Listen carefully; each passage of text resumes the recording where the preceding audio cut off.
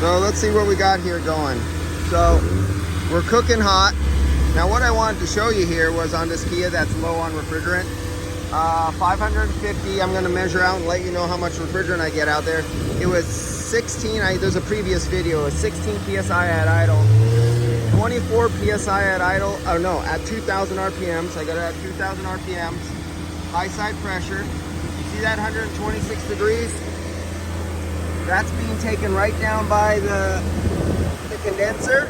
And why is it 126 degrees when it's only like 79 or 80 degrees outside? Literally, when you put your hand right here, not here, but when you put your hand right here, there's literally hot air shooting out of here. Forward, you go. Now how can you get hot air shooting out here forward with high velocity? Isn't there a fan and it's sucking this way and shooting all the air go that way? Well, it's hitting the exhaust, or it's hitting the intake, it's hitting the engine, and it's making a high pressure. And you know when you squirt water into a wall and it turns into like a mushroom and it shoots out in all directions? So what's happening is this hot air is hitting the engine, it's going down, it's hitting the plastic, and if you roll your fingers back up here, it's this plastic right here. So it's about 140 degrees right here. The air is shooting out of here in this direction.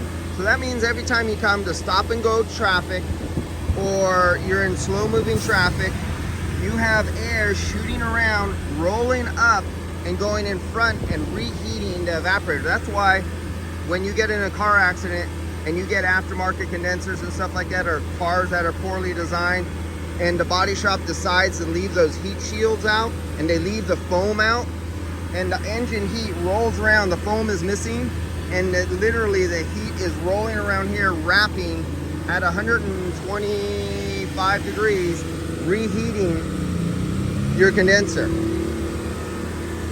So out of the dash, he complains that he has poor cooling. 40, 42 degrees. I have both my thermometers. I have them, you can see in two. I got one right there, one right there. And we're in the sun. We've been baking in the sun right now. I wanted to see what the minimum temperature I could get, and it's 40, 42 degrees. And we're at 25 at 2,000 RPMs and 230. Now I'm gonna drain out the refrigerant, see what I take out of here, and then fill it back up, and we're gonna have video number, it'll be video number 3 on this car, and we'll do a comparison. All right, see you guys back. Yeah, 125 degrees going into the condenser is not a good thing.